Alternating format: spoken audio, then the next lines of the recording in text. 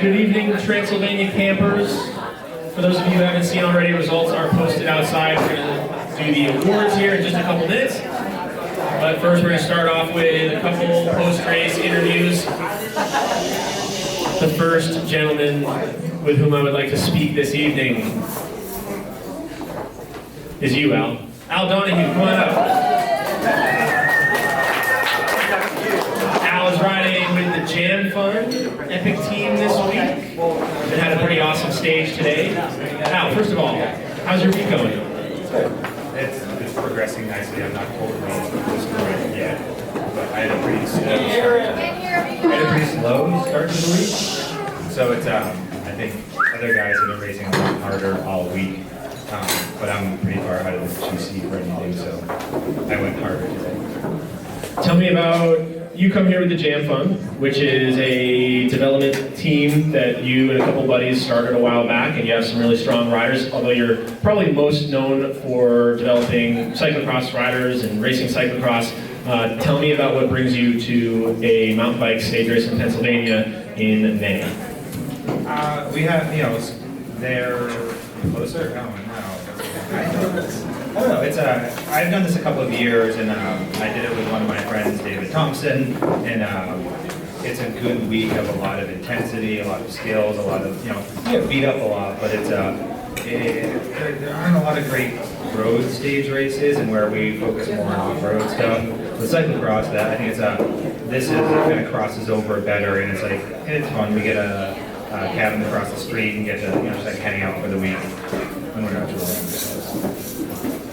Tell me about the team specifically and some of the riders here. We've seen a lot of really talented young riders, like Scott Smith, who came last year and had a pretty solid week, and then this year he's been killing it. He's been killing on the enduros. Tell me about the progress that you've seen in some of your riders that have come here multiple times.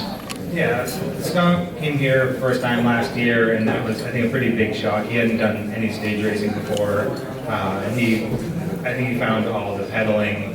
There's a lot more just straight road pedaling in this, so I think he found that pretty hard. But with a really good year of training under his belt, he's seeing, he's seeing the lead of the race more, which is that's a really big step up considering the guys here I think are really good athletes. If you were talking to a predominantly cyclocross-focused racer and you had to tell them why they should come to Trans-Sylvania, what would be your sales pitch? Why should they come? I don't know. Powers got scared. He couldn't come back this year. It was too much for him.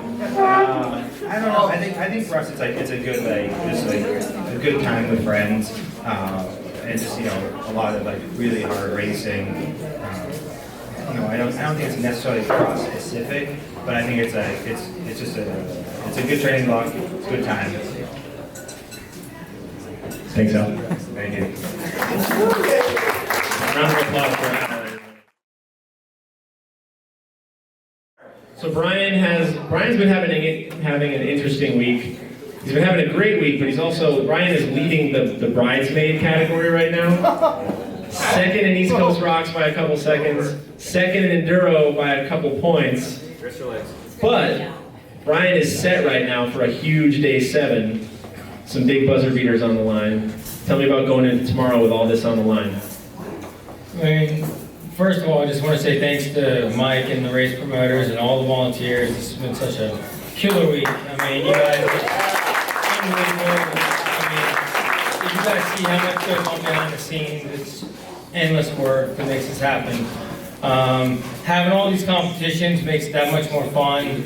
I would have never been in contention with Payson and Justin and Tristan and endless top guys here. So for me to fight for the top 10 would have been fun, but to race for the Enduro and East Coast Rocks is that much better, and they're rocks.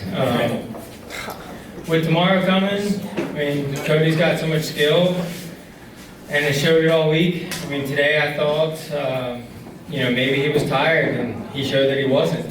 So it makes for a good battle. I don't know tomorrow's stages at all, but I'm going to give it all I have. Tell me about how different this is. You're from Dallas area in Texas. I know you've been here a few years ago, but just how different is this style of riding, and what did you do to prepare for this race specifically?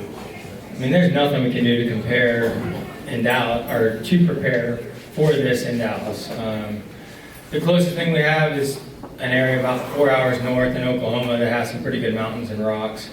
But that's a journey to get there and do that.